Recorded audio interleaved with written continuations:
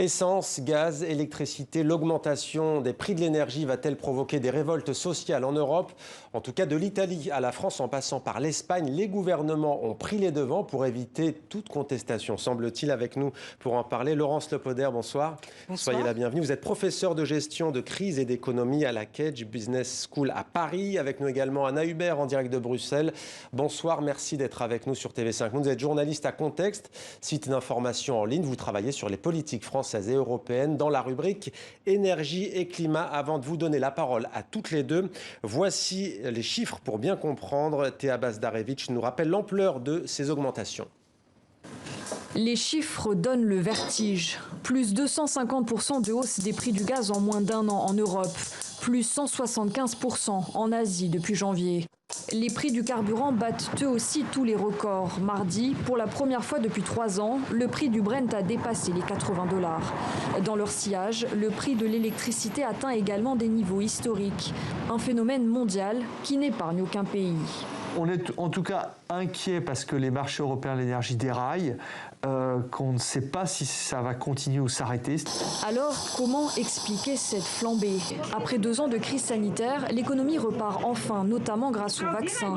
Et avec elle, la demande mondiale de gaz et d'électricité explose. Résultat, les cours s'envolent. À cela s'ajoute l'état des stocks très bas sur le vieux continent, la baisse des livraisons du principal fournisseur de gaz en Europe, la Russie, ou encore la météo capricieuse de ces derniers mois. L'éolien notamment en a beaucoup pâti. Sans vent, impossible de produire de l'énergie. Il a donc fallu relancer des centrales à charbon ou faire fonctionner plus longtemps les centrales à gaz. Pour limiter la casse, les gouvernements tentent d'agir. En Espagne, par exemple, la TVA a été réduite. En France, une aide exceptionnelle de 100 € sera versée en décembre à presque 6 millions de personnes. Si les mesures que nous prenons, mais je pense qu'elles auront un effet, ne sont pas suffisantes, nous revaloriserons.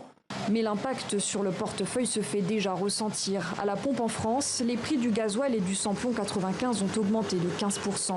Le gaz prend lui plus de 12% dès aujourd'hui. Et cette flambée pourrait aggraver la précarité énergétique. Selon la Confédération européenne des syndicats, près de 3 millions d'Européens n'auront plus les moyens de payer leurs factures de chauffage dans les prochains mois. Anna Hubert, vous êtes à Bruxelles. Peut-on parler ouvertement de crise énergétique aujourd'hui en Europe ? Oui, en tout cas, aucune institution européenne ne se refuse le mot. Les chefs d'État et de gouvernement des 27 avaient mis ce sujet en haut de leur agenda, la crise des prix de l'énergie la semaine dernière en sommet. Les ministres de l'énergie des 27 se réunissent demain en conseil pour parler crise des prix de l'énergie. Donc oui, on peut en parler avec effectivement des facteurs, on l'a vu, internationaux, mais des causes un petit peu plus européennes, comme la hausse des prix sur le marché du carbone ou justement cette dépendance russe. Eh bien, restez avec nous. On va reparler notamment de cette dépendance et du manque de souveraineté énergétique. Je me tourne vers vous, Laurence Lepoder. En France, le gouvernement va verser une indemnité de 100 € pour tous les Français qui gagnent moins de 2000 € par mois. Indemnité de la trouille, disent certains. Ont-ils raison ? Alors, tout dépend en fait de l'anticipation sur l'inflation. Si l'inflation est temporaire, cette mesure pourrait suffire et encore, il va falloir peut-être la compléter. Par contre, si l'on constate effectivement une augmentation de l'inflation et donc ce qu'on appelle une spirale inflationniste, là, les mesures temporaires ne suffiront pas. Pour l'instant, c'est 2,5 l'inflation. Contrairement aux États-Unis, où on est à 4, 4,5. Mais si l'inflation va s'installer, alors là, il va falloir peut-être réfléchir à avoir des mesures beaucoup plus structurelles que conjoncturelle. Là, actuellement, le versement de cette indemnité inflation n'est qu'un versement conjoncturel, une mesure conjoncturelle. Mais quel est l'impact de cette crise énergétique dont on parle sur le pouvoir d'achat des Françaises et des Français ou des Espagnols et des Italiens ?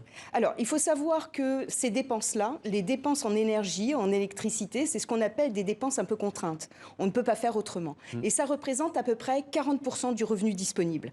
En d'autres termes, ça veut dire que l'évolution de ces dépenses va beaucoup plus vite que l'évolution de leur salaire, que leur revenu disponible. Et donc, le sentiment de se sentir pauvre à la fin du mois, même le 5 du mois, est très fort.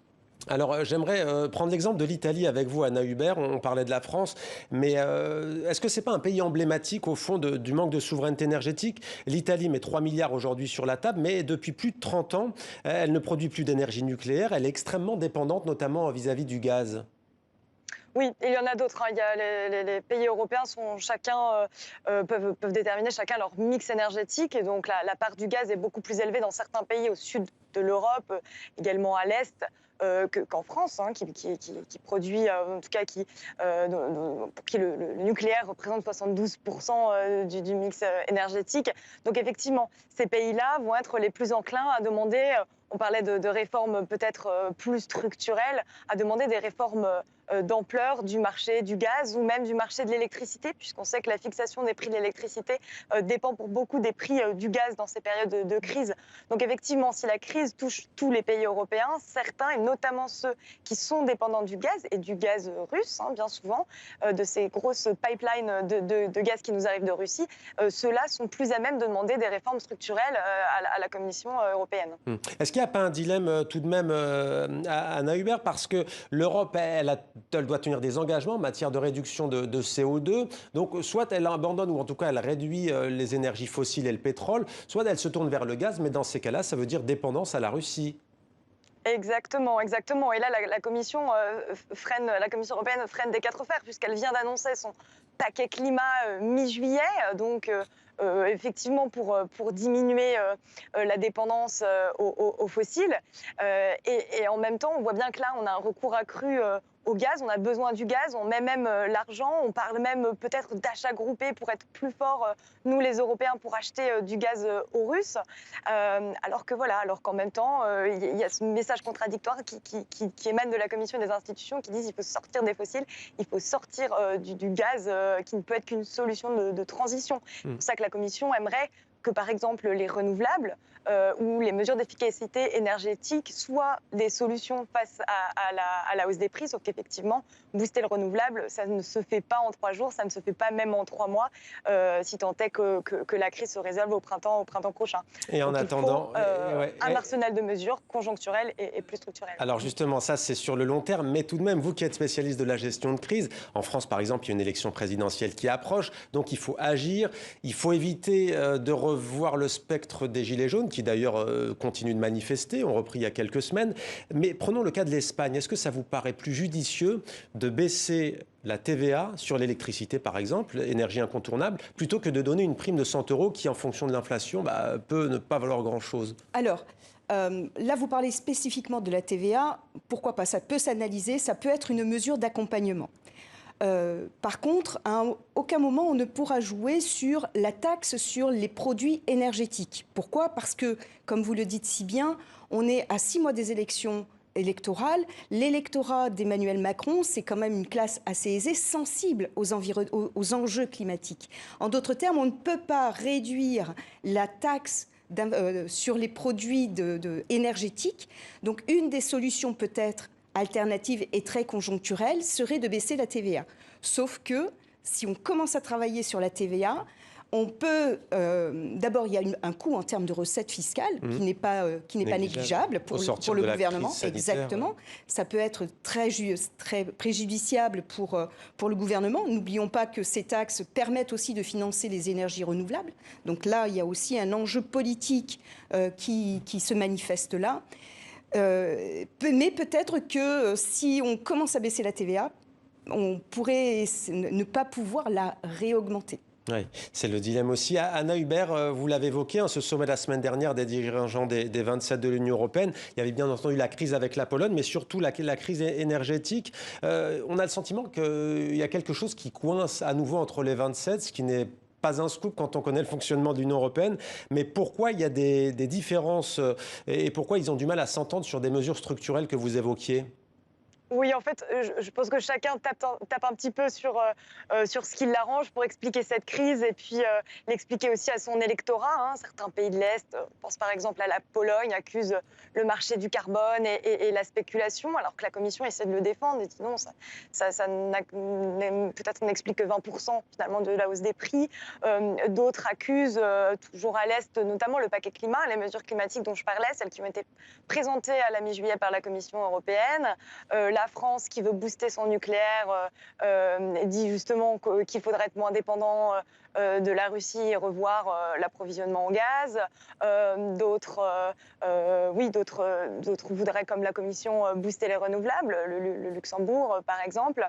Voilà. Et puis cette solution de est-ce qu'il faut rouvrir les marchés, de revoir le fonctionnement des marchés de l'énergie, des marchés de l'électricité et du gaz, elle divise vraiment les États membres, ceux qui sont très favorables au système de marché, comme les Allemands, les Luxembourgeois s'opposent à des économies espagnoles ou françaises qui voudraient peut-être un petit peu mieux réguler, voir si les prix ne pourraient pas se fixer un petit peu plus au niveau national et être moins dilués dans le système européen. Et c'est ce qui va se jouer aussi au niveau des ministres dès demain. Ils se réunissent au Luxembourg, conseil extraordinaire.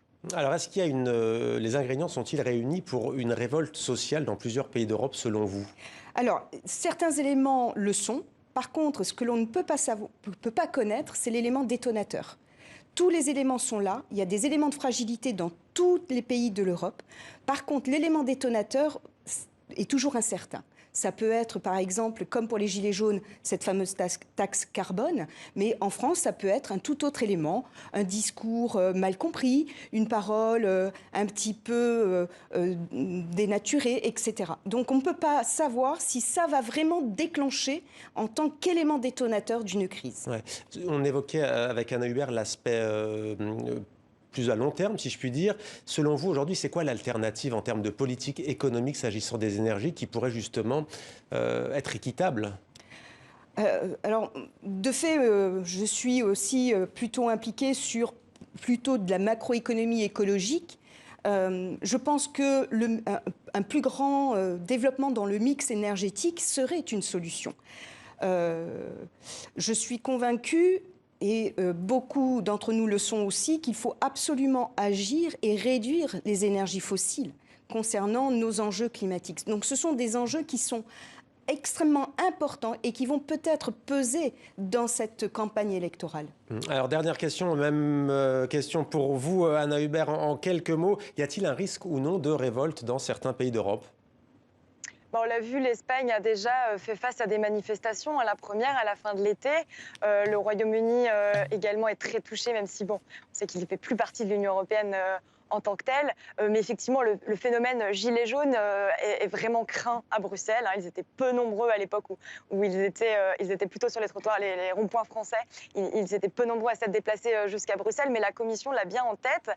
Et d'ailleurs, elle veut pousser sa réforme du marché du carbone pour avoir cette taxe aussi sur les carburants. Et là, la France craint justement d'exporter son phénomène gilet jaune qui était né de cette mesure de taxation sur les carburants au niveau européen. Donc, en tout cas, je ne vais pas prédire l'avenir, mais c'est une menace à laquelle est bien consciente la Commission européenne. Merci beaucoup Anna Hubert, merci Laurence Le Poder. D'ailleurs, on signale aujourd'hui, même si, comme vous le disiez, la Grande-Bretagne ne fait plus partie de l'Union européenne, des envolées du prix de l'essence au Royaume-Uni qui battent des records.